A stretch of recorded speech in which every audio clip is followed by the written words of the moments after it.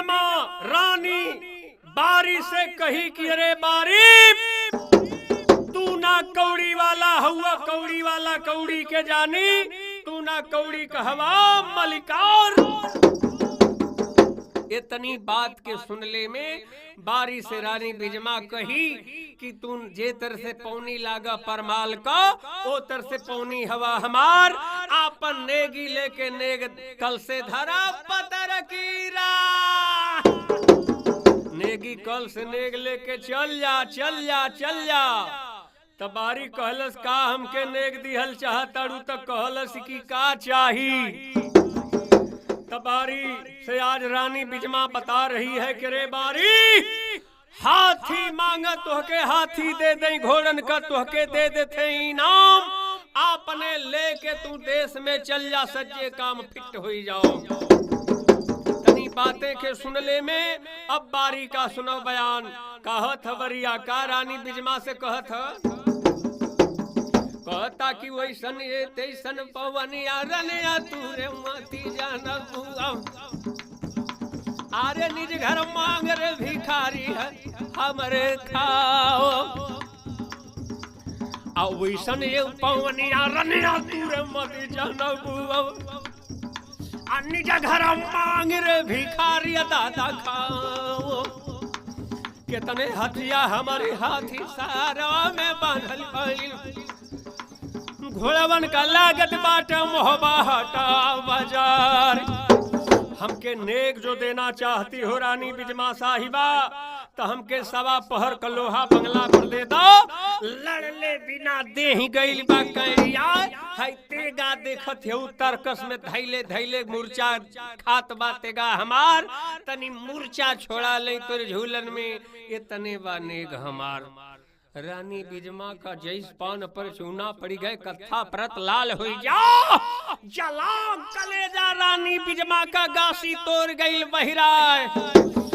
आज बारी है नेग में हमसे लोहा मांगा था। और देखे शानदार हमरे सुग्गी चौरी कूटी के महंत बाबा श्री राम किशोर दास जी महाराज के द्वारा 1001 रुपया से सम्मानित किया गया। बाबा जी की चरण में कोट था नमनबा। आदरणीय हमरे खाकी बाबा सुग्गी चौरी की कूटी धाम से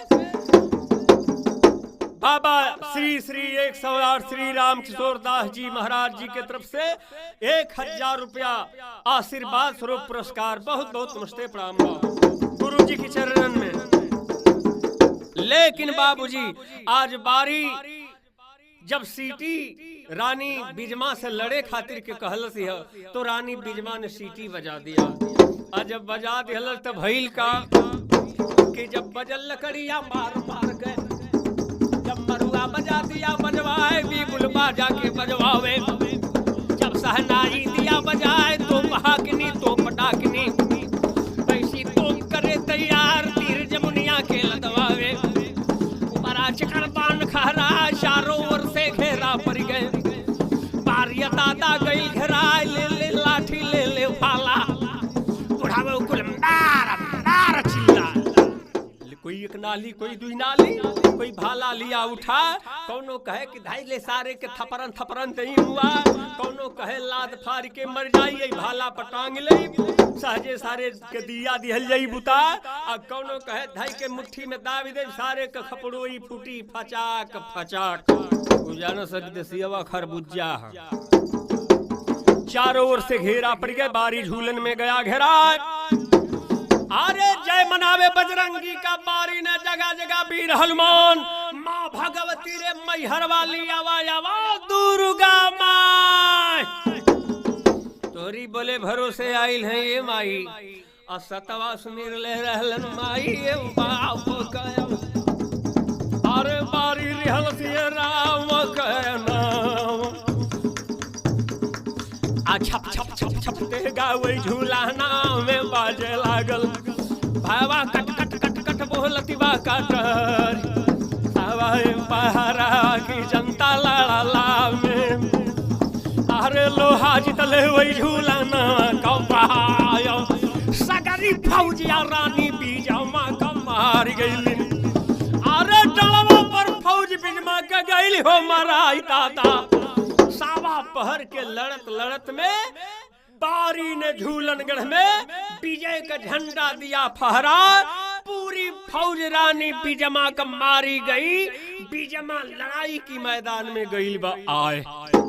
जब लड़ाई की मैदान में आ जाती है वो समय अपने धनुष पर बाण रख देती है। बारी ने हाथ जोड़ करके खड़ा हो गया, बस बस रानी बिजमा साहिबा बस, हमार सावा पहर नेक पूरा हो गई है। टाइम देखला, रानी बिजमा का जला एड़ी कपार, हाथ हथकड़ी बारी के डल्लस गोड़े बेरी दिया लहा। दोहरा रस्ता रेशम के ढाई के कंबर दिहले बटे कसवा। 4-5 कोड़ा दमसा दिहल जाए अपन बोलावा मालिकार। बारी के 4-5 कोड़ा दमसा दिहल, हाथ हथकड़ी पड़ गई। अरे जैसे रे बहु जैसे रे बहुरिया न गाना करो अली रहलिन। आप बारी रोवल वही झूलना में बहाए। बेरिया का बेरिया रुदल भैया बढ़ जाता रहली। अरे रुदल नाई मनलो बतिया महार, मोहबा सपना हो जाई है झूलन में। अरे झूलन से जाए के बताओ न बाए। खुलल गेट भैया जेली कहू, अरे बारी गईल झूलन जेलवा कराए। खुला गेट जान जेली का, अरे बारी ने गईले जेल कराए। तो हरा ताला अंग्रेजी का जब फाटक पर गईल हनाए। बारी ने बंदी करा गई जापन बोलावा मलिकार। बारी ने बंदी करा गया जेल में बाबू। इधर रुदल कहत हो कि ये भाई बरिया गईल सनेस लेके चिट्ठी लेके अब हिन लेना आइल। पता लगावे खातिर के देभा बाबा के भेजल गईल। ओ समय रानी बिजमा उचित लिखवले रहे बोर्ड पर, साइन बोर्ड कैले रहे तैयार। साइन बोर्ड पर रानी बिजमा ने लिखवाई थी कि जे भी बहादुर झूलनगढ़ में आवे आपन सिर का पगड़ी कांख तर दाबे, रन में माथ ले लटका। आज बिजमा से हुई बात व्यवहार, जे हमारी कानून का उल्लंघन कर दे तो फांसी की सूली पर दे टंगवा। तिवारी बाबा का निगाह साइन बोर्ड पर गई। कहला ए भाई केहू की कानून का उल्लंघन ना कइल जाला। तिवारी बाबा सिर का पगड़ी कांख तर दबल, रन में माथ लिया लटका, गोड़ का जूता वही गीटी पर काढ़ी की। तिवारी बाबा नंगे पैरी जब बिजमा के पास में जाओ, आसन दिहल से रानी बिजमा। तिवारी बैठल प्रेम लगा, 5 लड्डू मोती चूर का जब ले आके कुरीन में दिया रखवा, लोटा बल्टी में पानी रखवा दिया। बाबा पानी पीले पी के मस्त हो जाओ।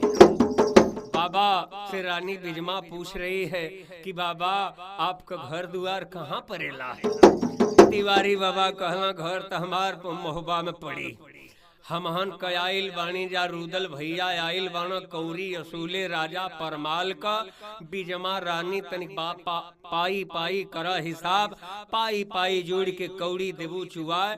अच्छा तिवारी बाबा जब रानी बिजमा की घोड़े से ऊपर ले चोटी पर ले ताके लगल तो कहत हो कि हाँ तो चीज बा, अनेरे नाय रुदला लहुछी आइल बा।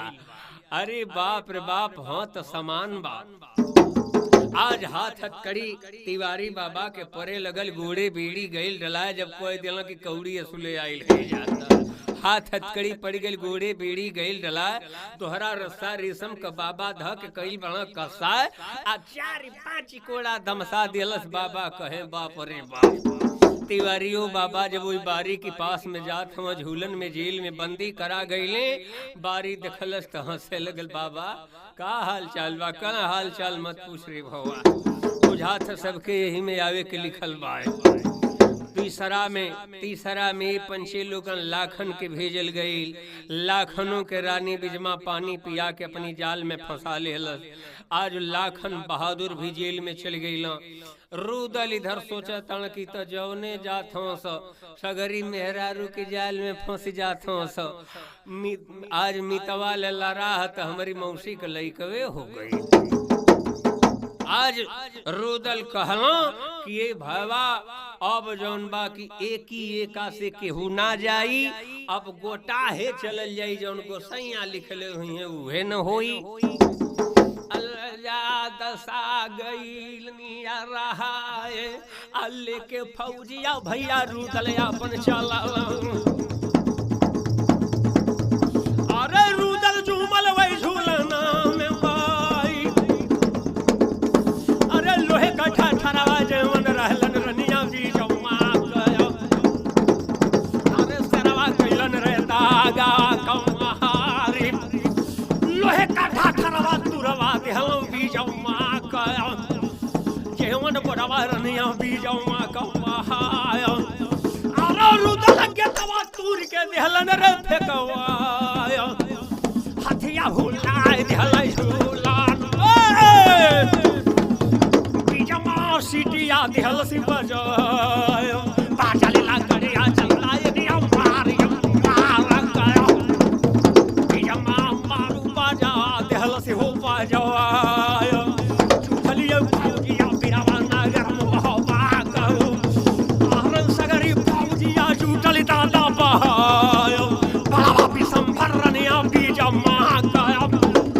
बिजमा रहल बड़वा में अगम होया धनुष पर पावा रख के छोड़ दिहल। अरे दादा छोड़ ले गिनिया बाबा जाई के अब बड़वा वही मारा धान पर लाग गइलन।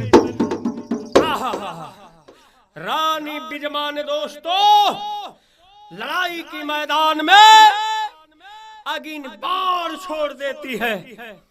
आज जब अगिन बाण छोड़ दिहलस त जितना महोबा कबीर रहले सबके मूर्छा आ गया और सबके हाथ खड़ी डरलस। मैं मलखा सुलखा ब्रह्मा रणजित चाचा सैयद सबको मूर्छा आ गया। बाबू रानी बिजमा सबके जेल करा दिहलस। जे तरह से गोरू घारी में ढुकावल जाले वही तरह से सबके दिहले बटे जेल करवा। सारे लोग महोबा का बंदी करा गए जेल में जाए अपन बोलावा मलिकार। इतना बढ़िया चलती रानी बिजमा का रहा दोस्तों झूलन में। आज जौन बाकी सगरी लोग बंदी करा गईले। आज जब बंदी करा गईले तो इधर लोग महोबा का जेल में बंद हो थो झूलन में। आ इधर महोबा में का हो था इंदल की पैदाइशी का समय आ गया आ गया आ गया। इंदल ने आज रानी सुनवा के दर्द दबाने लगा। रानी सुनवा के माई के पीरा दबावे लगल हो भैया लोगन। माँ दुर्गा ने सोने हसुआ लेके आज जौन बाकी इंदल का पुरैन छीना थई। आज जौन बाकी बावनों का देवी देवता हर्षा के इंद्रासन का देवी देवता हर्षाई के फूल का बरसात करत है लोग। लेकिन जहिया इंदल का जन्म भइल त एक ठही एगो घटना घट गई। कवन घटना घटत है जरा सुने। जहिया जन्मवा भइले इंदल कऊ भैया लोगन तीना गइल नानी आराई। हमारी भारत का राजधानिया हुआ दिल्ली में। जहाँ का राजा रहलन पृथ्वीराज चौहान। इंदल जानवा आज महोबा में लेत बन। पृथ्वीराजवा सुखले कुर्सिया से गइल ढिमिलाए। राजा पृथ्वीराज सुखले कुर्सी से भड़ाक दे गिर गइल। जौन बंगला रहल राजा पृथ्वीराज का आरा राय के बंगला गिर गया। राजा के लगल कलेजा घाव। राजा पृथ्वीराज ने संभाल करके अपने देह को संभाला दोस्तों आज संभल करके राजा पृथ्वीराज ने अपने राज में अपने दरवाजे पर ज्योतिष ब्राह्मणों को बुलवाया, आसन दिया। आज राजा पृथ्वीराज ने पूछ रहा है कि बाबा लोग ये तनी कारण बता दजा, काहे हम सुखले कुर्सी से गिर गईली, काहे हमार बंगला आज राय के गिर गईल, ये गिरले का कारण आप लोगन हमें बता दें। ज्योतिष ब्राह्मण लोग लगल लोग अपन पतरा उभार के लगल लोग गने गुथे। तब बतावत हलो कि राजन अब तो के कुर्सी से गिरले कयारू आवती है ना। ला सुना, जहिया राम का जन्मवा यही अयोध्या में भइल रहलन। ए राजा, अरे राजन मान जइबो बतिया हमार। रावण का बंगलवा दादा सुखले हो गिरल रहलन। अरे धरती पर बंगलवा गइल हो भीला, सुखले रावण वही कुरुसिया से गिरल रहलन। राजा के कुर्सी का सुखवा भइल न बड़ियार। वही तरह कृष्ण का जन्मवा जब भादवा में भइल रहलन। तू राजन मनबा बतिया हमार। मामा कंस न कुर्सिया से भैया गिरल रहलन। उनकर बंगलवा ये राजा गइल भीलाई। वही तरह दुश्मनवा पैदा तोर धरतिया पर भइल बनलन। राजन हो मान जइबो बतिया हमार। जहिया लइकवा 12 बरिसा कहो जाई, दिल्ली में छोड़ ले कुर्सिया हो तोहार। गाड़ी दई झंडा के तोहरी दिल्ली में, अरे दिल्ली लूट ले राजा तोहार। कपड़ा पर हथवा धई के राजा रोए लगलन। कहलन भगवान छिन जाई कुर्सिया जब हमार, लूट जाए राजा हमारी दिल्ली का। अरे हमारी जिया ले कोई रे धीरकार। बाबा हमार राजधानी लूट जाई ना। हाँ, 12 बरिस का जब वो लड़का होगा, बेगर कहे सुने तोहरी दिल्ली पर हावी हो जाई। दिल्ली में झंडा दे फहरा, गाड़ दे झंडा महावीर का राजा। ये सुन ला बात हमार। राजा पृथ्वीराज ने गनगन गनगन कांप रहा है। बाबा दुश्मन के मरले का कोनो सेवा साधन है। ज्योतिष बाबा लोग कहल लो कि हाँ राजन एगो सेवा बा, जौने के कहल जला न रही बांस न बसुरी बाजी। का बतावत लोग बाबा लोग? हाँ राजन, एक उपाय है कि जवले शरीर छुतिका में बा, जवले लड़का सौरी में बा, सौरी में जाई बोल चढ़ा। जहिया बरहिया रानी सुनवा के लइका का पूज जाई। दुश्मन मरे मान कहना। अब बतावत हलो कि हमारी ललनवा बाटे रनिया सोनवा को। मोहबा मुदैया तोर ले ले अवतार। जहिया बरहिया वो करी पूता कब पूज जाई राजन। अरे लड़का मारे रे मान का नहीं पाया। आई गो जनमा पृथ्वी राजा कौन रे चलावे। दिल्ली में छोड़ ले कुर्सिया हो तो हार। तैया ज्योतिष ब्राह्मण भैया लोगन जाए लगलन। बता दे हल्लो कि हाँ राजन उपाय इहे बा, जौने के कहल जला कि न रही बांस न बसुरी बाजी। जवले बरहिया न लड़का का पूजल है। सौरी में लड़का जाई बोल चढ़ा। जहिया बरहिया वो करी लड़का का पूज जाई। केहू मारे पाई वो के नाय। आज जवले लड़िकन का शरीर सौरी में रहेले, शरीर छुतिका में है, जब बरहिया बीत जाले तब पवित्र हो जाले वो लड़का। राजन अमरी लड़का हुए रानी सुनवा का आल्हा बुंद ले ले बटे अवतार। आज जहिया 12 बरिस का हो जाई त तू के मारे पैबा ओइबा ना बेगर कहे सुने चढ़ाई पर दिल्ली पर कह दई। राजा पृथ्वीराज ज्योतिष ब्राह्मण लोगन का विदाई कैलन, अपनी अपनी घरे आ जात लोग। इधर राजा पृथ्वी का परातवा धई के राजावा झंखतवाना भगवान कौनो सूझतिए नाई बाबू पाई। अपनी पारी गांगू के बोलवावत बहन कहलन गांगू मान जइबे बतिया तू हमार। भाग जा गांगू दिल्ली से, तू गांगू धरबे रे उड़ैल का जाके राज।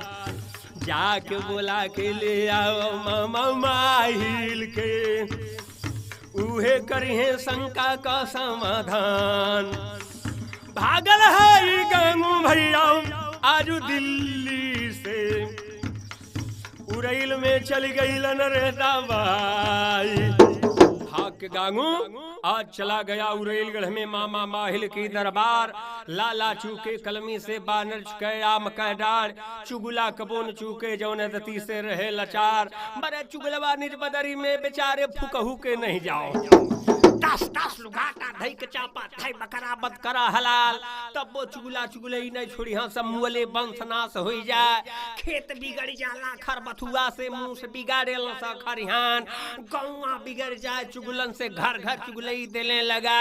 मेहरी बिगड़ेली सन हरवे में सजमे अवे बिहन में जाओ, ओकर भरोसा तू मत करी है जवने के भगनी पड़ गेल ना।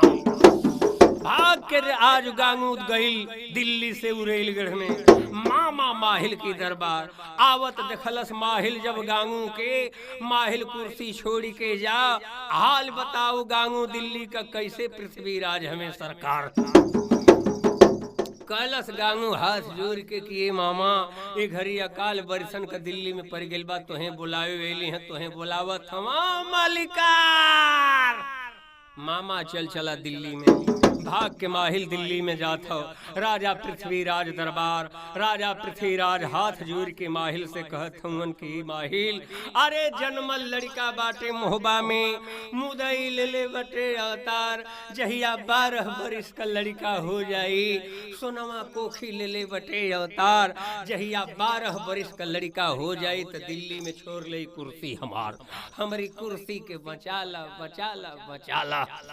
कौनो जुगाड़ लगावा, जब ले बरहिया ना पूजल बा। सौरी में लड़का जाई बोल चढ़ा, जहिया बरहिया पूज जाई सौरी से लड़का जाई बहिरा, फिर ना मारे पावल जाई। माहिल ये सुनला बात हमार, कौनो जुगाड़ लगा दो। माहिल कहलत मर्दवे कर तू का चिंता ले हुआ, समझ ला हम जान गईली तो तुहार दुश्मन मार गईल। अरे मोहबा में हमार बोहिन आउर है, जाइब रानी देवला हमार बोहिनी है। बोहिन से कहब कि बोहिन नाती के ले आओ, आ तनी खिला लई। हमार बोहिन देवला जब नाती के ले आई ना त खेलावत सारे कथा के घटो ये दबा दे, मर जाई। समझ ल तुहार दुश्मन खत्म। चिंता मत कर। आज राजा पृथ्वीराज विदाई माहिल का करत था। अब भाग के माहिल आ गइल भैया नगर मोहबा में। माहिल जब महोबा में गया, अरे पड़े निगाह माई देवला का। बोहिन देवला दौड़ल भैया परवा, जाके टंगरी पकड़ के बोहिन रोवे लागल। देवला रोवे कलेजा फार। माहिल कहलस बोहिन चुप रहो, तोरी खातिर रत्ती भर के उठाओ नाई रखब। आए बोहिन एगो बात बड़ा गजब को सुनली है रे। देवला कली का सुनल भैया? आ तो सुनली है ना कि नाती जन्मल बाटे मोहबा में, बहुअर सुनवा कोख ले बटे अवतार। हौ पंडित जी के बोला के ले आइल बानी, तनी नाती का कुल कपार जाने जाई, कौन मछरिया का आंगस पौले बा, कथु कली हले ह कुल कपार, नाती का नामकरण करा दी, इतनी बा अरदास हमार, तनी नतिया के मांग ना लिया, तनी खिला ले।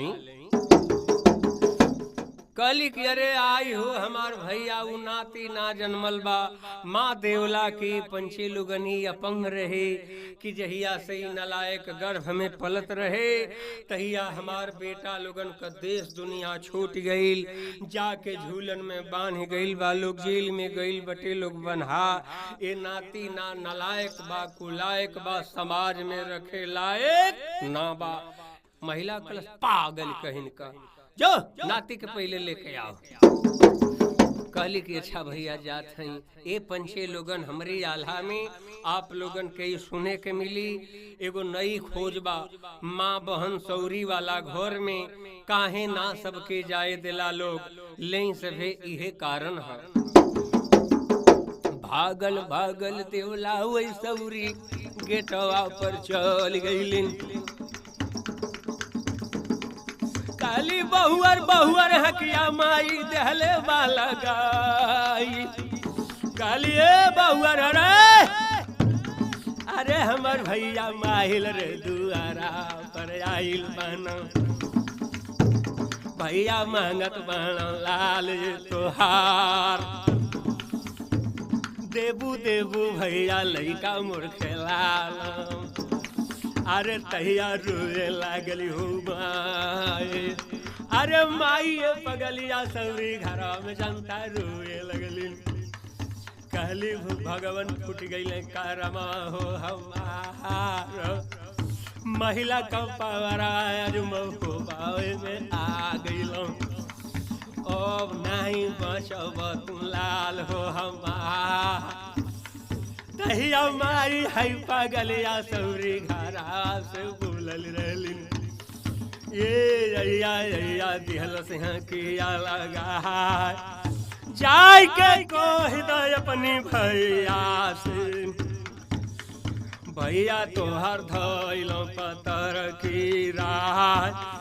जहिया बारहिया हमारी पुता का पूज जाई, छुतिका से लाल मोर जई है बहिराय। बाबा माहिल मोर दुआरा पर आ जई है। ए या लइका ली है खूब न खेला, बाकी जबले न रहे हमारे पुता का पूजल बन, तबले लइका हम देखाई ना। अब हिंस लइका हुए या मोर छुतिका में, लाल कमुहा देख रे लायक नहीं बहाए। लाल अब हमारी छुतिका में हमारे या जा अपनी भैया से कही था ना, जब बरहिया पूज जाई अहे हमारी लइका के लिए खिलाए। ये हमार लइका ना पंच परमेश्वर का लइका ले ले हवे अवतार। भाग के देवला जाते कलिए भैया अब नाती का शरीर छुतिका में है, अब सौरी वाला घर में से निकाले के नहीं। जब बरहिया लइका के पूज जाई सौरी से जाई बहिरा, तो आई है भैया नाती खिला ली है। आज मना करतिया बहुआर। महिला कल से ही पागल, नाती का जन्म जब सुनली हैं तो भाग के उड़ैल से अली हैं। आज जब आइल बानी तो अच्छा हट तब हम ही जाके मांग लें। अरे बाप रे बाप, बाहर महिलवा तो के लजियो न लागल। अरे महिला चौपल सौरी गेटा पर जाई, बहुअर बहुअर हकिया महिला यबला गावे लगलन। अरे माई का सुना हो व्यवहार। अरे माई पगलिया गोदी का लाला नवा सौरी घर में धो दिहलिन। कहलिन बाबा सुनबो बतिया हमार। एक बेर कहले पर समझ नहीं खे तो के आवत दादा।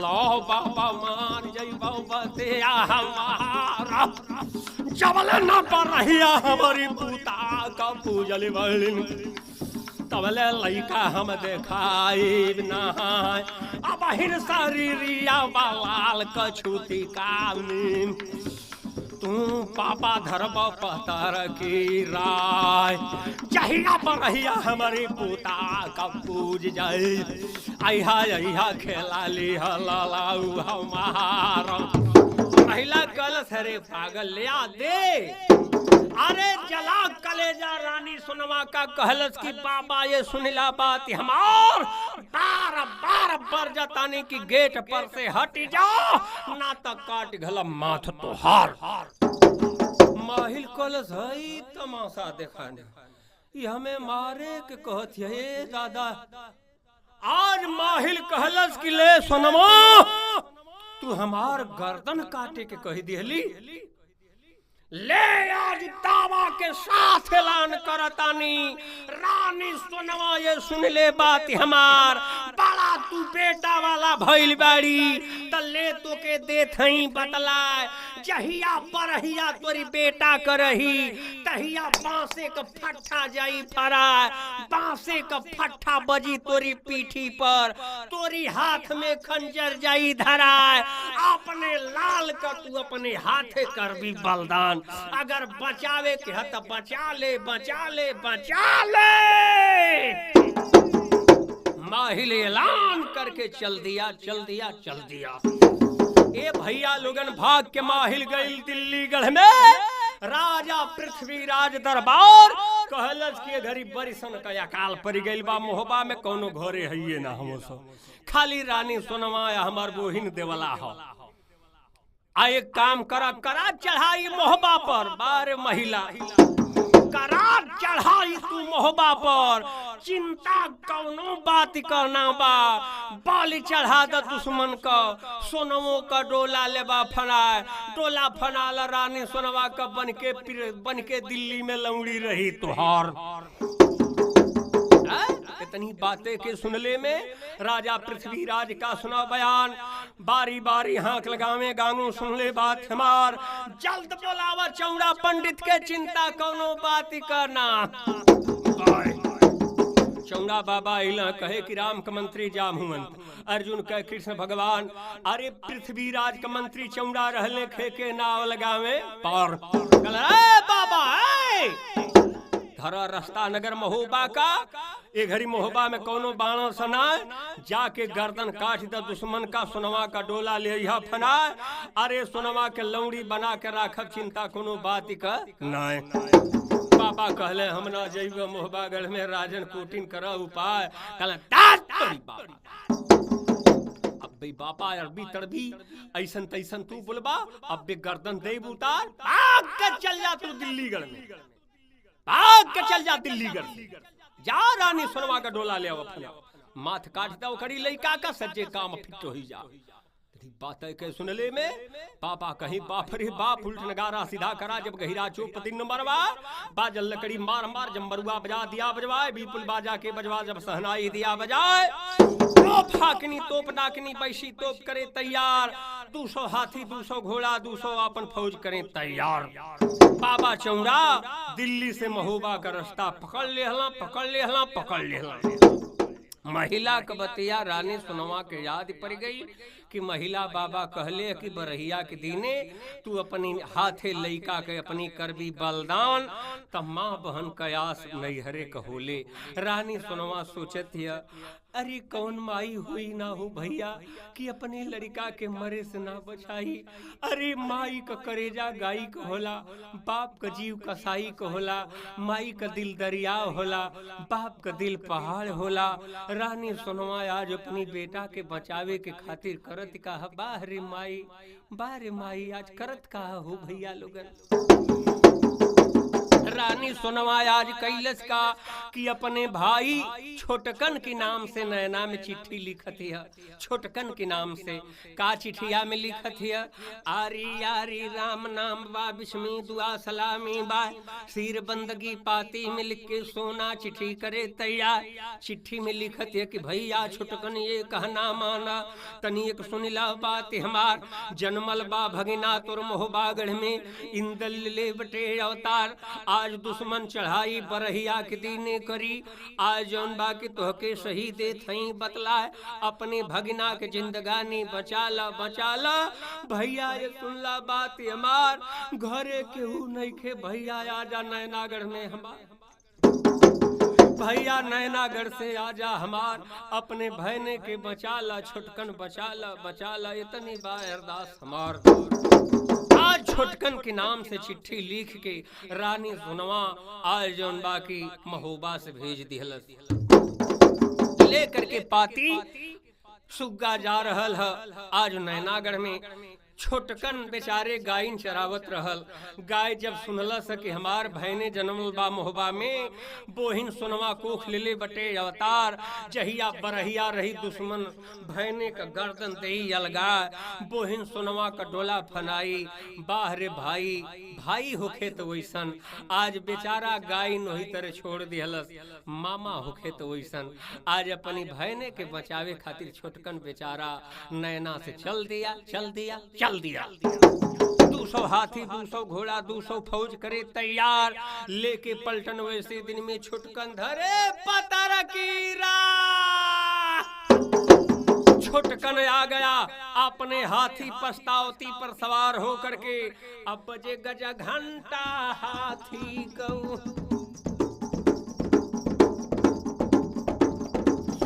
अरे महिला का नाम चल गई आवाज, कलश चौड़ा है रुका, बुझाता कि रुदल्लू काला मन रे झूलना से आ गईल, अरे बदमली हो जाई न बड़े यार, रह हमके पाता लगा लेबे तो हम तो हसे आके देव बतलाई, कौनो जो दुश्मनवा होई मोहबा का, वही से लइका के दिहल जाई बाला चढ़ाई, लुटवा देव राजवा नगर मोहबा कहू, नहीं तारूदल होई तो हसे देव बतलाय, लेके फौजिया भाग जइहा दिल्ली में। ये कहानी जब सुन ले चौड़ा हो महाराज, चौड़ा बाबा जब इतनी बात सुन है अपन गोल लेके वही डांडे पर रुक गईलन। इधर महिला भाग के छोटकन के लग गए जाते, जब छोटकन के देखलस महिला तो बड़ा खुश हो गई। महिला कल सारे पार पट्ठा बा, बड़ा खुशी का बात बा, आज आ गईला तोहके सही दे थई बतला, पुरन की बात याद कर ले भैने, अरे पुरन की बात याद कर ले, तोर भैने त जन्मल बा तोरी बोहिन की खोखी से, लेकिन अपनी भाई का बदला चुका ले तोहके त जन करिए बा कि तोहार दुश्मन तोहार बोहिनिए है, तयाज अपने भाई का दाह चुका ले। अरे जवन दुश्मन जन्मल बाटे, जवन दुश्मन का लइका जानमल बाटे, रानी सोनवा कोख ले बटे अवतार, माथ काट देव करी लइका का, अपने भाई का बदला लेवे चुकाए। इतनी बात जब छोटकन सुना था तब तो के भर दे आग लग गई। अरे जैस पान पर चूना पड़ गए कथा पर लाल हो जा, पुतरी जर गया छोटकन का सुर्खी बंद चढ़ जा, अरे काली पुतरी लाली हो गई, गुस्सा गई बदन में छाए, काला धाला सा महिला सारे हितवा के बकरा बद करी जा हलाल। चारों ओर से घेरा तहिया महिलावा पर पड़ी गई, झलपा फौजी जाता था बिरवा छोटा कान को, अरे महिला के लिहले बान रे घेरा, महिला कलसा छोटकन बस करा गोल गेंग तुम राहे द छोटकन ये सुनला बात हमार। अरे तोहरी बुद्धि विवेक का पता लगावे खातिर कई बात कहली हैं कि देखी तो तुम महोबा के लूटे आइल हव कि महोबा के रसातल के भेजे आइल हव कि महोबा के बचावे आइल हव। आई गोल गेंग हमारी पर लेके छरका ताड़ा। आज जब मामा माहिल महोबा में नाई रहल रही तई महोबा गांव रसातल के चल गई रही। अरे बड़े चुगलवा राजा माहिल 900 चुगलन के सरदार लाला चूक जाए कलमी से बानर चुके आम के डार चुगल चूतिया कबो न चूके जौना दती से रहे लाचार। बड़ा चुगलवा निज बदरी भैया फुकहू के नहीं जाओ। वही में एक मामा महिला रहे कल सुना है डांडे पर से चढ़ के देखा हौ दक्षिण और ताका हौ जितना मर्दन के देखा था ना सबके लड़ाई की मैदान से खदेर ले हैं।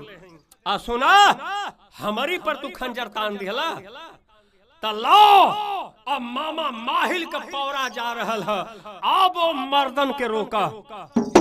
अब तय आ गई जब महोबा बसावे खातिर के तब हम जात हैं। अब भागले महिला जाके चौड़ा लगावा चल गई। काला चौड़ा सुनबो बतिया हमार। अरे भैया उहे छोटकनवा नैना वाला मर्दवा जिनकी बरसारे गोरू चरौले उनका जने से कमार। एक काम करा चढ़ाई मोहबा पर। अरे चिंता कोनो बात करा जिनकी बरसारे गोरू चरौले हमार दवा ऊ का लड़ी। अरे बाप रे बाप तनी बात के सुनले में चौड़ा यापन फौज दिया हेलवा चारों ओर से घेरा पड़ गए छोटकन का फौज गई घेरा जूझल बा फौजिया बिरवा छोटा कान कहू आकू देख धैया काली दह में जैसे लंका कूद गया हनुमान।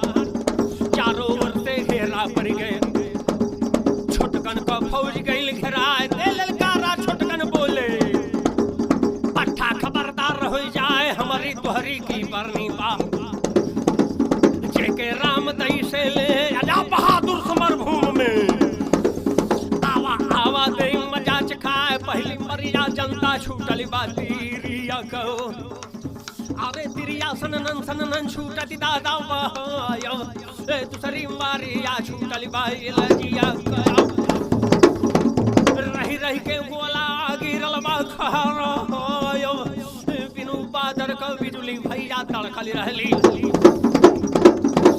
जहवा कनवा दिहलो न जाए लड़त बाटे छोटकन दादा मोहबा में। हवाई पहरवा की जनता लड़ला में सगरी फौजिया छोटकन का गइल बा मारा गतर दहिया छेदाए लगली छोटकन रोवल वही महोबा में बहाए ओ भैया भैया ई नरमल कह के रोवे लगलो।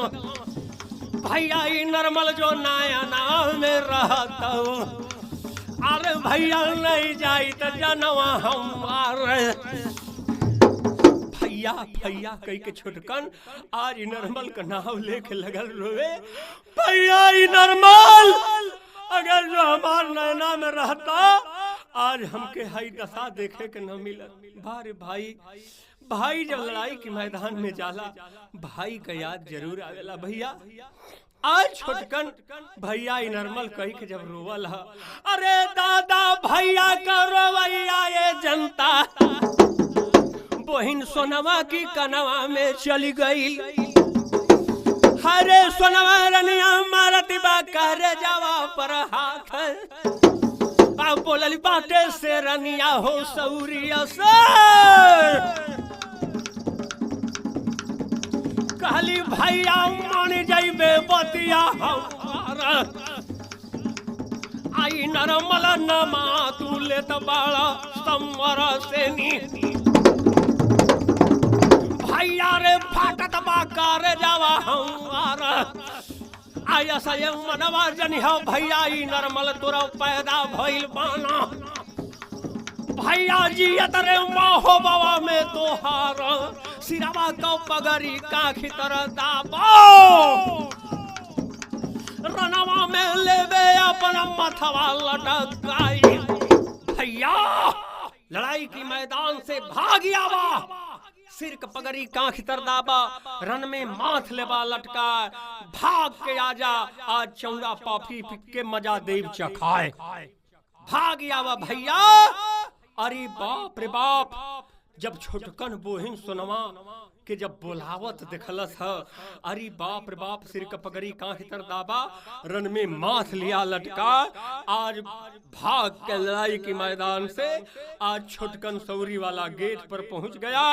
आज जाके बोहिन सोनवा से आज कहत है कि बोहिन, आज बहनी माना बात, हमार रानी सोनवा कलश की बस भैया, घोड़ा दे दा, खंजर दे दा, आई अपन बहने बैठ के रखावा, हम लड़ाई के मैदान में जाते हैं, आज मैं मजा चौड़ा पापी को चखा दूंगी।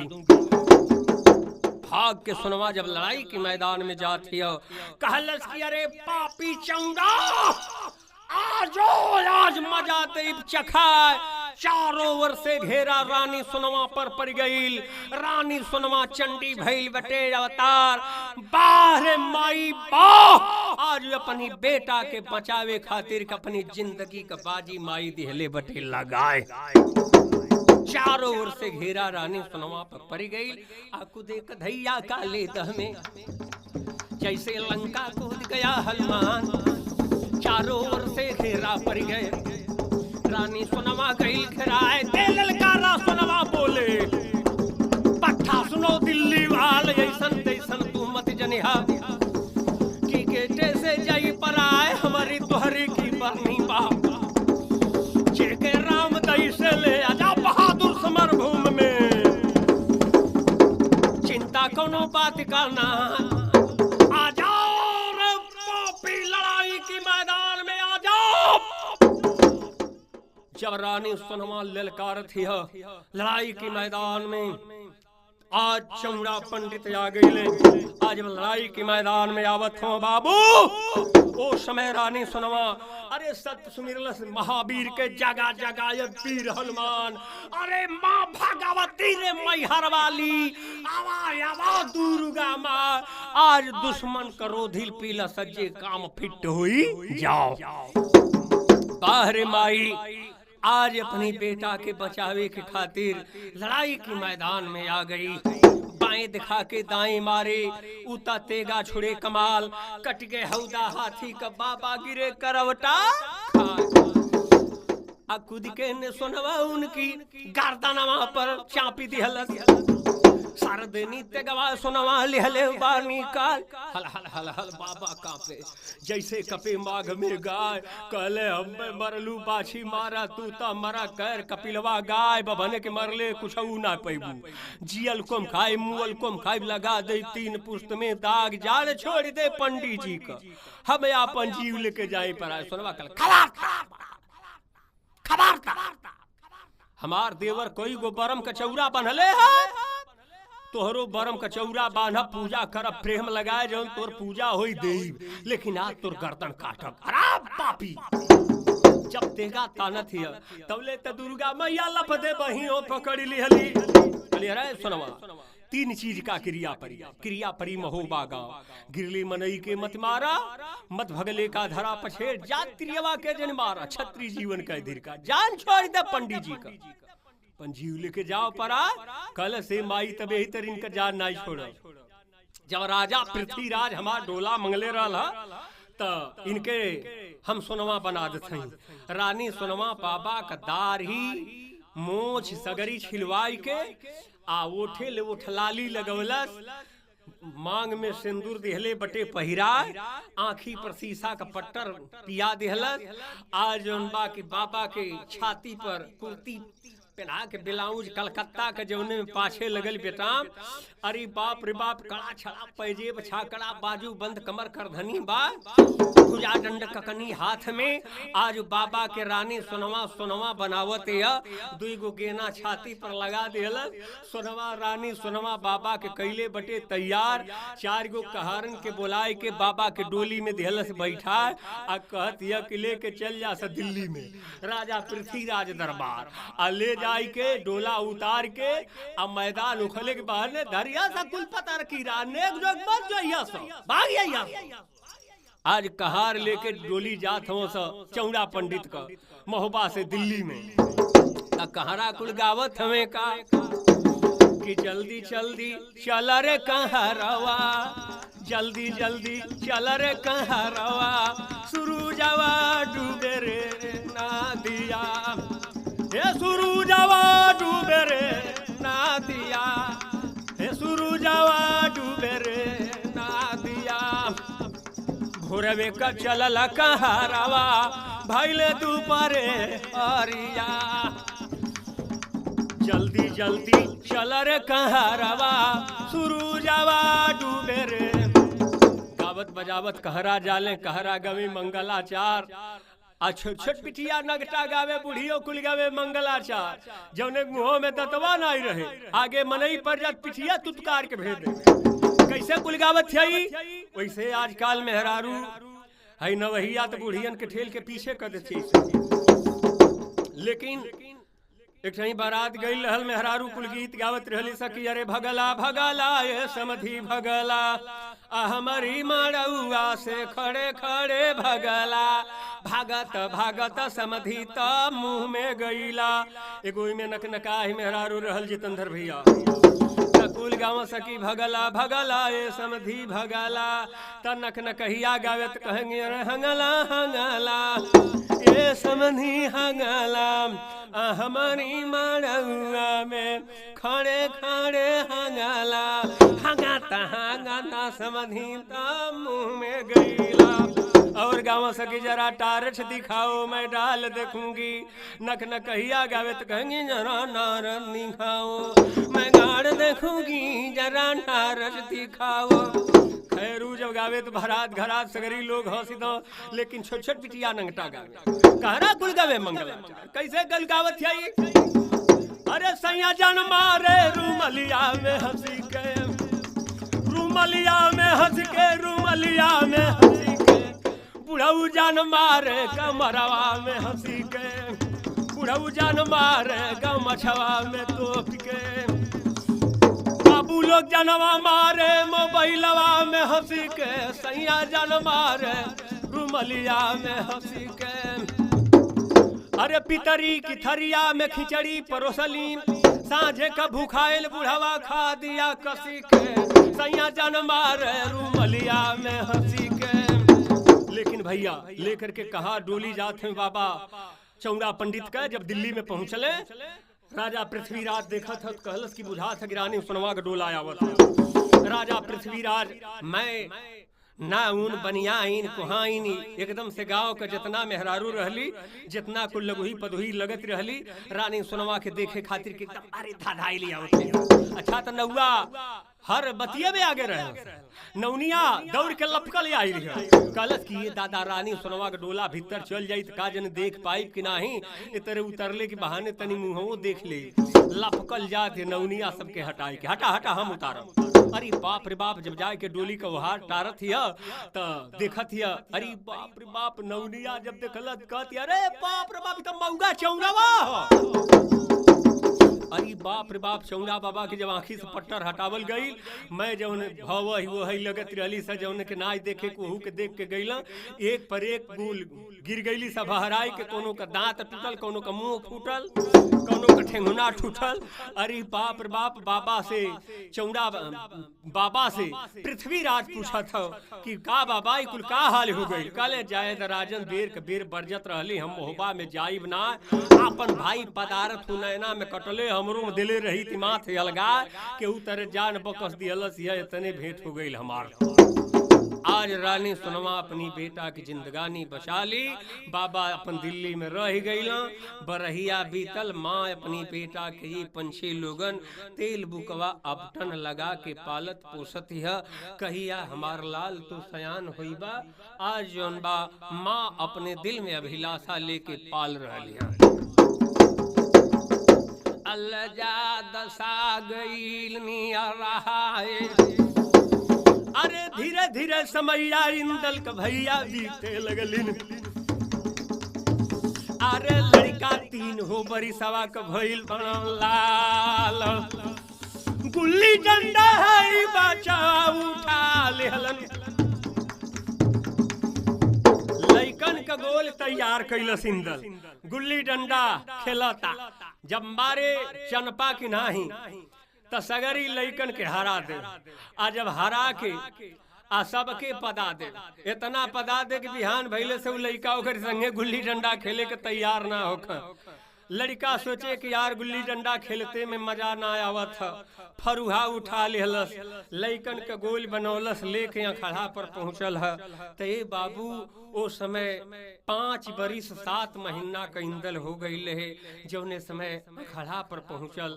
आज अखाड़ा का दशा का है भैया लोगन, आज महिला तो फिर गई रहे, लइकन का लड़ाई जब महिला देखत है, देख के चली आई, दोबारा महिला चढ़ाई करत है। अच्छा ओ घड़ी अखाड़ा का दशा का रहे जौने घड़ी इंदल अखाड़ा पर पहुंचल रहे, ले सभे बतावत है। ओ समय अखाड़ा का दशा ही रहे कि यही तरह रढ़वा वही अखाड़ा पर भैया जामल रहलन। अरे इंदल पहुंचल जब अखाड़ा पर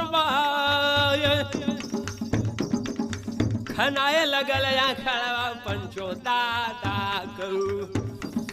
अरे झंडा झंखत वही अखाड़ा पर गाड़ देहलन झंडा महावीर कहू।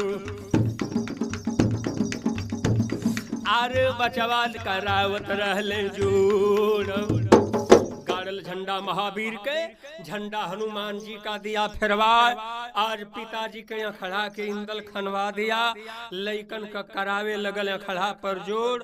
आज इंदल लड़त लेकिन आज बाबूजी इंदल को उम्र 6 बरिस का हो गई रहे। कितने गवैया तो बतावे लो कि इंदल 6 महीना का रहे तो झूलन में गई रहे, लेकिन नहीं, मैं बताता हूँ साथियों, इंदल कितना दिन का रहे तो झूलन में गई रहे। ले आप सबके मैं बतावत हूँ, इंदल 6 बरिस की अवस्था में अखाड़ा पर आज लड़ावत है। महिला मन में करे विचार कि जहिया 12 बरिसवा का लड़का दादा हो जाई, दिल्ली का लूट लई ढोलवा बजाओ, काट लई गर्दनवा राजवा फिर थी को। अरे दादा लड़का मरे मान कर नहीं बात, हमारी ललनवा हुए रनिया सोनवा कहू। आओ अखाड़ा पर करी कौनो ऐसन हम उपाय। ओह महिला कहलस कि रह अखाड़ा पर कौनो हम ऐसन उपाय कर दें कि लइका कौनो काम कर न रही न दिल्ली पर जाई हावी होके। आज महिला अखाड़ा पर पहुंचले 5-6 लोगन, आज जाके लड़ाई देखत देखत टप देना महिला अपन लिहलस दांत लगाए लगल छपटाए। लइकवा कुल कहला सा कि अरे इंदल भैया दौड़िया बुढ़वा का दांत लाग गईल। इंदल कलस रुका समझवा का उगता गइल सा आवत है, कहला सा कि आवत है तो बुढ़वा मर जाला। कहला सा कि अरे मर्दे आवा बुढ़वा का दांत लग गए, कलश रुका समर्दवा आवत है। कहला सा कि आवत अभी हन से खड़ो छूट जाई, बुढ़वा मर जाला छपटाता।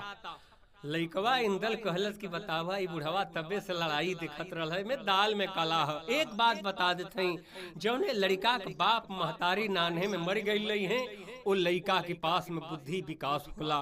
आज लड़कवा सोचत है कि बाहरे महिला बाहरे बुढ़वा एकर तमाशा हम देखली हैं। कहलन से कि अरे इंदल भैया दौड़ मर्दवा बुढ़वा मोर जाला। कहलस कि रहस भावा बुढ़वा के बीमारी माने मान कना है, एकर नीक ना होइए तरे। अब भयवा मन सब बाती हमार, अरे रहो सर भावा हमके है परसवा पर चढ़े दस। लइकवा कुल कहलन से कि बुढ़वा का दांत लगल बा नीचे जमीनी पर, आ परासे की पेड़े पर चढ़बा। हाँ का करबा भैया, आ त एगो हेतना मोट कल्ला बदा हमके काटे दस। आ यही लबदा से दांत सगरी, यही लबदा से मार के दांत सगरी बुढ़वा का झाड़ देवे। भयवा सुनल सब बतिया हमार, रही ना दांत जहिया बुढ़वा का बीमारी करल उपटिया। अल्लाह पकलाला जानवा वही दिन प्यारा पर चढ़ गई लापदे ने लड़का फरुहा लेहले बाबू उठाए लेके लावा दवा काट लेहले अरे लड़का दौड़ल वही दिन बूढ़ावा पर मार के दांत सगरी बूढ़ावा का झाड़ दई अरे महिला देखत रही आयावत भैया पाए लेके लावा दवा होई दल दौड़ल भैया लोगन बिना गइल हो निया रहा भक्त ने मुहावा बूढ़ावा का बावा गइल अरे महिला का अखिया खुलल भैया पाए उठ के महिला वही खड़ा पर बैठल महिला उठ के खड़ा पर बैठ गई आज बाबूजी माहिल ने अखाड़ा पर उठ के बैठ गया आज महिला उठ के अखाड़ा पर बैठ गई तब कहलस गिरी मर्दवा तू तो बड़ा खतरनाक आदमी बड़े रे है लेक लबदा है सन दौरा ताड़े आई है नाती मान ले आ राजवा हमार यह लबदवा लेके चल जो गढ़रे झूलन में आ झूलन में बांधल बाणा बाबा तोहारा चाचा रुदल तोर झूलनवा में बांधल बाना जाके अपनी बाबूजी के ले वेरे छोड़ाया लड़का के पतिया का चोटा कारेजा में लाग गइल अब बचवा चौपल वही महोबा में पाया लड़का के बात का कलेजा बात के चोट का कलेजा में घाव लग गया लड़का गया नगर महोबा में रानी सुनवा रोज दूध लिया के पियावे मांग के दूध पिए खोआ खाओ वही दिन सूत गइल बा लड़का को भवन में जाके रानी सुनवा ने कही अरे हमार लाल भाग के लड़का के लगे गई जगावत है कि उठा उठा लाल हमार लड़का एकदम से माई से कुछ बोलता चालता ना आज कहलस कि ये बेटा का तो के हो गई के तो के ताना मार दे हल लड़का कहलस कि ये माई एक बात मैं तुझसे पूछी सही सही बतैवी रानी सुनवा कही कि बेटा एक बात ना कई बात पूछ सकत हुआ लाल हमार कहलस कि पैसा कमा के हमके जन्मौलू की मोहबा में हुआ बाप हमार अगर बाबूजी हुआ रे माई तो कहे ना लौकला आज ले बाप हमार अरे बाप रे बाप महतारी अपने सीने पर हाथ लगा लेती है रोने लगी सोनवा माँ अरे बेटा ही तू का कह दिला हो लाल का कह दिला का माई अपनी बेटा से बतावत या देखा माई अपनी लाल से छिपावत या हो भैया का छिपावत या जरा सुने आ कहली की बेटा माना बात हमार अब बेगर ये बाप कर बेटा ना तो के जन्म वाले वानी मोहबा में हुआ बेटा बपवा तोहार तो हम देखली ना माई आ तो तोहरी जन्म की पहले ही ये हमार लाल काबुल में मेला लगल रहे घोड़ा खरीदे तोहर बाबूजी तोहर चाचा चल गए आज तकले लौटले ना घोड़ा खरीद के लड़का ने जैस पान पर चूना पड़ गए कथा परत लाल हो जा पुतरी ने जर गया इंदल का सुर्खी बंद बंद चढ़ जा अरे काली पुतरी लाली हो गई गुस्सा गई बदन में छा अबे लाद फाड़ के मर मारब तो के अबे घींच के खंजर तोरी गर्दन पर दे चला अपनो मर जाए मोहबा में दिया गुल हो जाओ सत्य बात माई बतला कहाँ पिता हूँ हमार तब रानी सुनवा कहलस कि बेटा अगर तुझसे बतलाई तो महबूबा ना न छोड़बा ना माई पहले बात के तो बता कहलस कि ये बेटा ये सुनबो मन बतिया न हमार अब बाबूजी तो हर हिरवा गोइल बड़ा झूला न गढ़ में आ राजा है बे सासर ये दरवा बाबा ये परम मालिक का कौड़ी न असूले अब बहिन लेना अइलम पापा तोहारा हम हुता रहिया तोहरी बाबूजी का ताकत मानी अब बेटा तोहके पालत ये पोस के करत बानी ताए यार कहिया ललनवा तू सयान हो खबो अपनी बाबूजी के झूलन से ले बाए छोड़ा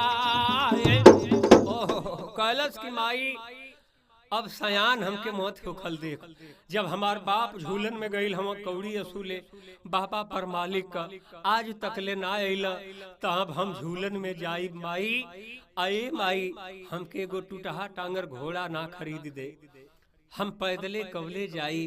रानी सुनवा कहलस कि बेटा तू पैदले जा चाहे मत जा लाल लेकिन बेटा अगर तुके घोड़ा चाहत है तो चल जाओ नैनागढ़ में नाना सामदेव दरबार अपनी मामा से कह दिया तो के खूब बढ़िया घोड़ा दे दी है। भाग के लड़का नैना में गईल नाना सामदेव नाच करावत बंगला पर रहले कसबी नाचे कश्मीर के लौंडा ढुरे आगरेवाल ठन के तबला जब बंगला पर सब लोग खबरदार हो जाए लड़का ने गया जाके कहलस कि नाना गोड़ लगत हई नाना इतना बढ़िया रहला एक बेर ना कहला कि ये नाती तू मोर जा चाहे जी लइकवा कहे बाहर नाना ना मेरे रुआ कुल गावे सकी रौरी भरोसवा मुझे गुरु पली मैया रहुआ चली कवरुआ थाने नाना ये बेर ना कहला मोर जा चाहे जी लइकवा कहत कि बाहर नाना हमार माई कलस कि बड़ा सेवा नैना मोही ननवा तो कुछ बोलते ना हो तौले सुगाई नरमल की जौन मालिन रहे आज इंदल के देखलस ही पकड़ के अंदर ले गई कलस मुन्ना तुहार घर द्वार कहाँ पड़ेला कहा बहादुर घर वतन कहवा हुए तू कौन देश में जाओ कवने मंगनी के कारण ये नैना में पड़ा दबा कलस की घर हमार मोहबा में पड़ेला बेटा लगली नुनवाला का मैं सोना का नंद कुमार खासे भतीजा है बघरूदल का इंदल हुए नाम मार। आज मालिन ने कही कि मुन्ने आवा तुम्हारी मामी से मुलाकात कराएं लेकर के मामी के पास में मालिन जाती हैं आ कहलस के अरे इनके चिन्हत हो अरे दीदी सोना का लड़का हो दौरी के मलिनिया ये जनता इंदल के कोरावा में उठावती बाड़ी कहली कि भगिना सुनबा मनबा बातिया हमा अब बटुरिए सुरतिया भगिना मामा में कपवले बाड़ा ऐसने रहले मामा आरे ऐसने रहले भगिना मामा तुहार मालिन सुगाई नरमल की जनाना किए भगिना परचूरी सूरत तू अपनी मामे का पहले हुआ तुहरी ये खानी मामा रहल तुहार आज तेरी सूरत कलेजा में बाण मार दिया कलश किए मामी हमारी छोटकन मामा से मुलाकात करा दे छोटकन बेचारे बुलावल गईलन हा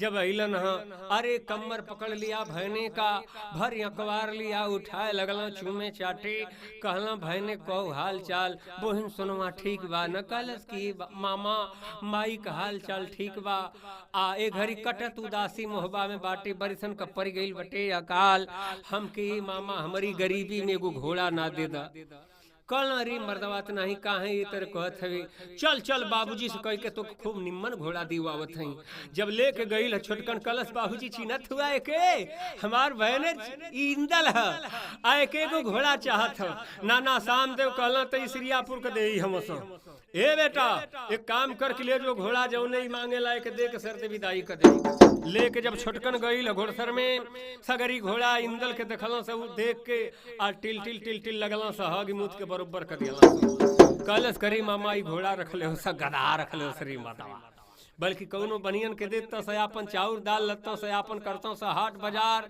छोटकन कलश भैले हो तमाशा बकाओ लेके गई कलश बाबूजी में घोड़ा पसंद ना हूँ नाना सामदेव कहला घोड़ा लेवे ना आइल राड़ी में से आइल ताप चला कलेजा इंदल का गासी तोड़ गई बहिरा बाबा अरे नाना जबान पर ताला लगा लनत खैरियत न खाई हमार तोहार कहला देखत हुआ देखला एकर बोलल कलश की नाना सुना आज जबले अमर घोड़ा ना देवाना न हमारी मामा को ना ना ना छोड़ दुआरा तोहारा एक बेर काका रूदल मोर नैना में आइल रहलन अरे नैना दिहलन तरकुल भर धसाए आज भतीजा आइल बाटे मुहबा से नाना नैना कया तवा पतवा नहीं लगी है हो तोहार चवला अम्बर घोड़ा ना देबा हमारी माँ को नैना में नाना दी दे बिना डाला नाना अम्बर घोड़ा दे द हमारी मामा को कल रे नाती जौन घोड़ा मांगत हुए तौन आज 12 बरिस भइल हबसी में गिरा गईल है कुछ ना नाना उहे हमार घोड़ा चाहिए कल बेटा छोटकन देखले ना यही से कहत रहे कि रखे वाला ना हो सब ले जाहू जौन पत्थल का चट्टान रखल है 1 बीघा दूरवे से रही भाग यह लाल हमार नहीं तो सुगाई नरमल को घोड़ा जियते मनई खा भैया जब से सुगाई नरमल मर गईले ओके अन्न पानी ना मिले वही तरह हबसी में गिरा दिहल गई रहे अरे बाप रे बाप अमरा घोड़ा आज वही हबसी में बतावत हो कि घोड़ा के हारे माँ से काई लग गई हुई लेके जब छोटकन इंदल के पहुंचत हबसी के पास में 1 बीघा दूरवे बहन बात तब्बे से कर डेग नाई पड़े कलश मामा उरी बढ़ चला कलश बस अब इसे आगे ना जाई भले मुआ दे कलश के अच्छा जा मामा जब इंदल पहुंचा था हबसी पर अरे ऐसा मोढ़ा तौल के मारे पत्थल का हटी गया चट्टान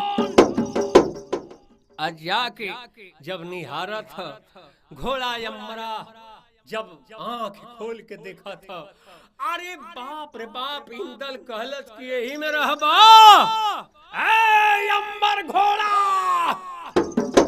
टूटे नींद जब अंबर का अरे टप देने जब गोसाया का सूरत देखा था अंबर घोड़ा आज दुन्नो हई अगिला गोड़वा उठा के नमस्कार करत कहलस इंदल आशीर्वाद बा यही बताओ निकलबे त घोड़वा एगो इंदल से बात कहलस आय हाय कवन बात कहलस बाबूजी जरा सुने कहले कि ये गोसाया सुनबा मनबा बतिया न मार अजहिया गोसाया तोर मटिया साउरिया में घेरल रहली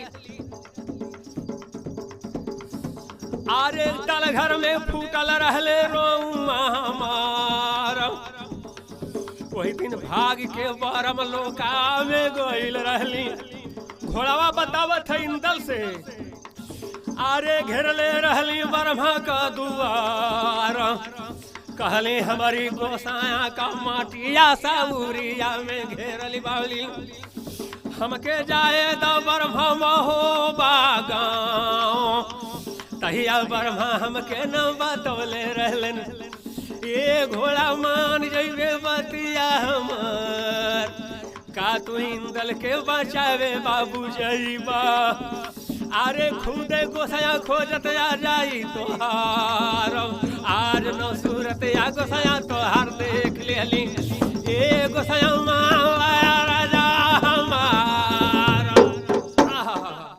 कलश की अच्छा निकलबे कि वही में रहबे घोड़ा यमरा ने छलांग लगाया बाबू घोड़ा गया बहिरा आज घोड़ा बहिरा गई है लेके रामचंद्र के नाम अली अली के सुसु कह के लाए पार ब्रह्म के नाम अरे बिंद भगवती विंध्याचल की आवा आवा दुर्गा मां लेकर के इंदल घोड़ा लेके रामचंद्र का नाम और धैला से लुटकी काने धैले बा लुटकी अब घोड़ा का लेकर के नाना के लगे जाता नैना में धड़ाधड़ घोड़ा देखते फाटक बंद हरे हुए पगलवा घोड़ा लेके आवत है भैया धड़ाधड़ नैना में फाटक बंद होखे लगल इंदल पहुंचल कलश नाना घोड़ा दे दिहला अब कुछ बकाया चलत कला अब का बकाया चलत कलश है घोड़ा का सिंगार दे दा कला बेटा छोटकन जितना घोड़न का सिंगार है सब ले गिरा दे अमरा घोड़ा मुड़ी हिला दिलस ना एमे हमार सिंगार ना बा इंदल कहलस नाना बेहोश हुआ अरे मामा नरमल जौन सिंगार घोड़ा के बनवले रहला अगर ना देथवा त काट गल माथ तुहार नाना कहला देखत हवे रे छोटकन देख कहत रहली है ना ई रखे वाला चीज ना हम सब कहला ए बेटा छोटकन देख त दक्षिण वाला घर में टाणे पर फेंकले है देख त वही तरह जब छोटकन जाके दक्षिण वाला घर में टोड़ा पर हाथ लगावत था, अरे बाप रे बाप, घोड़ा का सिंगार मिल गया। अरे दोस्तों, सुगाई नरमल जब जियत रहले 14 कोस की बेतवा की राजधानी के बेच के घोड़ा यमरा का सिंगार बनवले रहले। 14 कोस की बेतवा की राजधानी का नक्शा वही घोड़ा के सिंगार पर खिंचवले रहले। अरे बाप रे बाप, जब घोड़ा पर सिंगार ओढ़ा जाना तब घोड़ा उगे दूज का चांद। आज अमरा घोड़ा के संगे सामने ले आके सिंगार गिरावल गई। हाँ, ई हमार सिंगार है। घोड़ा का सिंगार मिल गया, सजा दिहल सिंदल कल से नाना, घोड़ा दिहला, घोड़ा का सिंगार दिहला। अब हिन एक चीज बकाया में चलत, कल अब हमार गर्दन में बकाया में चलत है का कलश ना ना ना ना आज जबले ना खंजरवा देवा हमारी मामा को, ये नाना मान जाई बतिया हो हमारा। आज खंजर ना देवा जो हमारी मामा को, अरे नाना नहीं छोड़ब हम दुआरा तोहारा। कहला तो तुहार खंजर तुम्हारी मामा के तुम्हार मामी लेके सुते ले जा, अपनी मामी से मांग लो। लपाक के इंदल गया आंगन में, जाके माम कहलस पैया पर ली हम मामी की, मामी लग जा सा गाय गुहार। आज मामी सुगाई नरमल की जनाना से कहलस की मामी हमार मामा का खंजर दे दा। आज सुगाई नरमल की जनाना ने कही दोस्तों, अरे भगिना हुआ खुटिया पर टांगल है, जाए के खंजर उठाला। आज इंदल पहुंचा, लपक के जब हाथ ऐसे लगावल चाहा था, अरे बाप रे बाप, बहन एक बित्ता कगरिए हाथ बा, निकले लावर अब तेगा से, खंजर से लावर गईल बटे गुगुआ, हाथ हटा लिया इंदल। अरे मामी ई का कहली कि ये भय ने जहिया से मामा तुर मनसा देव रे महोबा में चल गईलन। अरे जवले मामा मनसा देव ना महोबा से आई हम, ई खंजर तुहरी रे मान कर नहीं बात। आई इंदल सुमिरनिया ममता देव का करत बाना, मामा मनता देउआ सुनबो मनबो बतिया हमार। अरे जो हमार मामा मनता देव रे महोबा में होखा, अरे मामा आ जाओ नो पारा तोहारा। अरे तवले झनकल दहिया बापी रवाइन दाल को, अरे दादा खंजर लिहले बा उठा। झनकल देह जब इंदल का लपक के खंजर लिया उठा, कहलस पहिया पर ली मामी को, मामी रोवे लगली। ए भगिना इता तू गजब कदियला हो, एके आपन पति मान के राती का सिरहाने ध के सुतत रली। हाँ, ई बतलावा कहिया ले ई बा। कहलस कि इंदल कि मामी अब तक हम जात हई, लेकिन जियत रहत जरूर लौटब।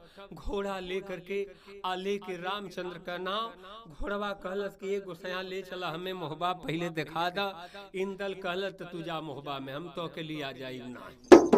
ले करके इंदल भैया लोगन बारे बेटा अपने बाप और चाचा के छोड़ावे खातिर के आज इंदल घरे ना गईल हो, बेटा होखे तो वैसा। आज इंदल घोड़ा लेकर के नैना से अपने झूलन का रास्ता नाप लिया, नाप लिया, नाप लिया। आज जब झूलन में जा था तयनिया उड़ गई बछड़ा बघवाई नवा करम। अरे घोड़वा हर हर हर हर भैया जाओ, आ लेके घोड़ा जुटल बा झूलन में। राजा है बेसासर ये दरवा बहार, जितना फौजिया रहली फिरवा रूदल को। आज सवेरे ही की पहर में इंदल झूलन में पहुंचल है। रानी बिजमा सबके सवेरे की पहर लड़ाई की मैदान में पहिरा दिले है जेल से। आज रूदल कहत हूँ ये भैया लड़े के हिम्मत ना कर थिया।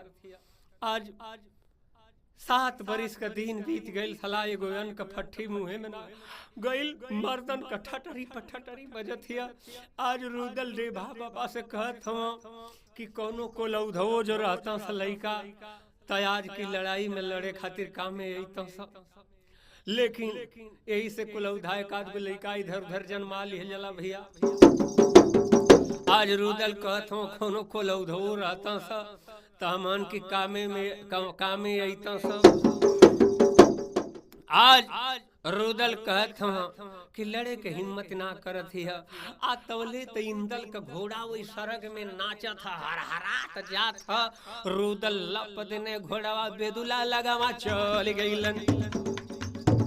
कलन बेदुला ले राजा हमारा ये बेदुला 12 बरिस आग जाने ला, 12 बरिस पास जाने ला।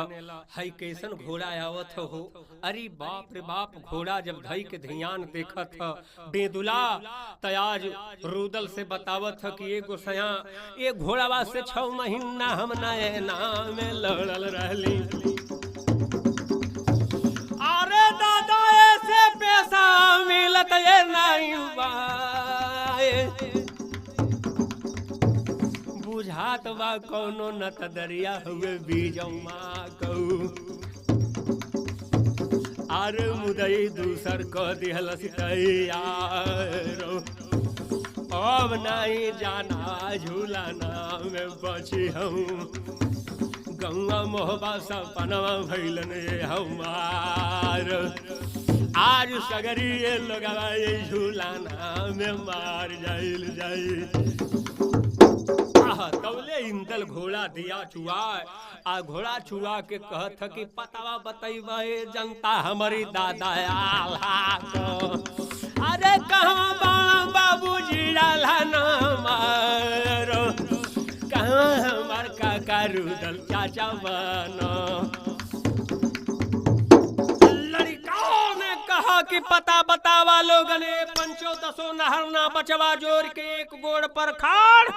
पता बतावा लोग हमारी काका रुदल का कहवा बना बाबूजी आल्हा हमार। रुदल जब बतिया सुनल तो भाग के घुसकल आल्हा के लग गए। खल भैया 7 बरिस से नहीं हो भौजी बुझा को लौधा जन्मा दिहलस। आल्हा कल रुदल जबान पर ताला लगा ले। याद कर ला रुदल, जब हम कयावत रहली जा ओ समय रानी सुनवा बोलवले रहे। 6 महीना का गर्भ करी पेट में रहे। दिन गान रुदल जाके जौन बटे की लाप देने इंदल के भौरिया कवार उठा ले हमार लाल तो के बाबूजी आल्हा से भेंट कर चाहत हुआ। चला चला तोहरी बाबूजी से भेंट कराई। वहीं तो हम पट्ठा तोर काका रुदल। अरे बाबा तोहारा कहलाल कुशलिया अपनी माई को, कैसे घर में बड़ी माई हो तो हार। कहलस कि ये चाचा कुशल पूछत हुआ माही का सजे कुशलिया अच्छे बात तो लोगों का दशा तो देख ना जाता। दौड़ के इंदल गई, जाके बाबूजी आल्हा के घोड़े पर गिर गई। बाबूजी ज्यादा चोट लग गई चाचा। हाँ अरे हमन के आज 7 बरिस का दिन हो गई, कभी को फट्टा गई रे बेटा, आज लड़े के हिम्मत ना करती है। लड़का ने कहा कि ना चाचा, आज की लड़ाई के मैदान में केहू ना जाई, आज हम जाइब चाची बिजमा से लड़े खातिन। लड़का ने पहुंचा, जाओ के सीटी दिया बजाओ, अरे चाची लड़ाई के मैदान में आ जाओ, दे मजा चखाए। जब सीटी बजा दिहलस आ चाची को दिहलस बिजमा के जरी गई कपार। लड़ाई की मैदान में रानी बिजमा आ जाती है। जैस पान पर चूना पड़ गए, कत्था प्रतलाल हो जाए। पुतरी ने जर गया जब बिजमा का सुर्खी बंद बंद चढ़ जाए। डांट के बोली बिजमा, बोले पट्ठा रे सुन ले बात हमार। कहा बहादुर खरवोतन कहवा पाटे, तू कौन देश में जा, कौने मंगनी के कारण अब झूलन में पड़ा दबा। अरे मुंह फुकौना तोरे मुंह हमें चाची बनावे के। इंदल कल चाची सुन, महतारी लगवी नाराज मत हो, कलश खबरदार जबान पर ताला लगा ला। कलश मार चाची हम जबान पर ताला ना लगाई, हमारी पर पहले खंजर तू चला। बिजमा सर दे खींच लिया अपन तलवार, उल्ट नगारा सीधा करावे। जब गहिरा चोप दिन मरवाए, बाजल लकड़ी मार मार के। चंबरुआ बजा दिया बजवाए, विपुल बाजा के बजवावे। जब सहनाई दिया बजाए, तो भागनी तो पटाखनी, पैसी तो करे तैयार, चारों ओर से घेरा पड़ गए। इंदल आज समर में गई खिराए, जय मनावे बजरंगी के। जगह जगह भी रहलमान, चारों ओर से घेरा पड़ गए। इंदल गई खिराए, दे ललकारा बेटा बुल सुनवा का।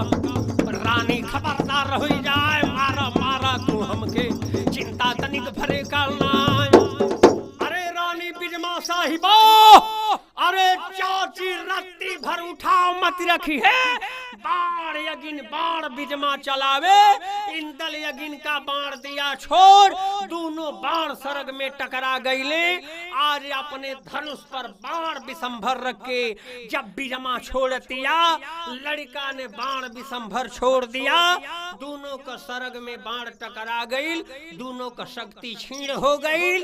आज जोन बाबू बिजमा कही कि अब तू हमें मारा, इंदल कहे ना, हमान का मेहरारू अगाई चाची बरोबरे समझी ला जा। रानी बिजमा हायल कायल पर जाती है। इंदल रानी बिजमा पर वार नहीं किया, लेकिन चाची चाची दिया रट लगाए। कलश की पट्ठा हमार तो सपन में चूर कर दिहला। हमार शर्त रहल है कि जे लोहवा में हमके हराई, औहे मांग में उहे मांग भर के डोलावा ले जाई हमारा। आप पठाई इ तो बतिया गजबरे कई दिहला। आ इंदल कहल चाची मान ले रजा हमारा। चाचा ये रुदल के चाची रे बोलावत बनी, मंगिया देखई तोर भरवाए। बाह रे इंदल बाह। रानी बिजमा कई शर्त रहे, जे झूलन में हमके लोहा में हराई, वही के हाथे हमार मांग भराई, उहे डोला हमार लेके जाई, वही के नाव से कौड़ी हमारी झूलन से सुलाई। आज इंदल अपनी चाचा रुदल के बुलवावे, रानी बिजमा के मांग भरवाया। आज जब मांग भराई, राजा परमाल का कौड़ी सुलाइल 12 बरिस का। आज रानी बिजमा का डोला इंदल लेकर के रुदल और इंदल, मलखा सुलखा बरम्हा रणजीत चाचा सैयद सगरी वीर महूबा का, मैं डेभा सहित सगरी लोग आज महूबा में आई हैं। आज राजा परमाल का कौड़ी दियाई। आज जौनबा सारे वीर अपनी महूबा में जई हैं। रानी बिजमा से रुदल की शादी होती है। अंतिम समय में भइल कौड़ी राजा परमाल का सुला गई। आ कहना है कि जवने जवने किला में बीरवा मरदा है, महूबा का चल गइलन। अरे मोरा किलवा रफारे होई जाए, सगरिया धनवा राजा पेशासर सिंह का लूटल गइलन। बिजमा का टोलवाया गईल महूबा गाँव, फिर माया का बजरिया जनता लागल महूबा में। साथी डैखनवा मोर धर्मपुर बिशुनपुर के लागत मधुबन में लगी गई थनवा हमार। हरिशंकर नमवा गवैया कौपाट। हमसे संपर्क करने के लिए हमारा मोबाइल नंबर है 98 38 39 85 26। साथी डैखनवा मरधरमपुर बिशुनपुर के लागत मधुबन में लग गई थनवा हमार। जी फिल्म स्टूडियो हुए मधुबन बहरामपुर में, नया नया कैसेट निकले ले श्रीमान। आ कहलिए सुनल का पंचो माफी हो बिल्कुल क्षेमा होखे अपराध, उतर जा भवनिया हमारी श्रद्धा सूर्य से जाई के शिव जी मोर बैठ जाई कैलाश जियत जो जिंदगिया रही हरि शंकर मितवा का फिर जनता होई भेटवादी दार बुलाओ बुलाओ दुर्गा मैया की जय।